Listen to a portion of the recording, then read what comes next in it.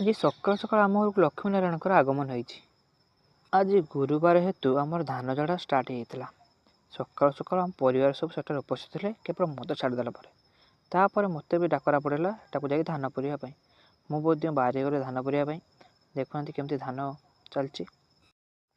ଧାନ ଝାଡ଼ିଲା ବେଳେ ସମୁଦାୟ ଆପଣ ଦୁଇଟି ଜିନିଷ ଉପରେ ଧ୍ୟାନ ଦେବେ।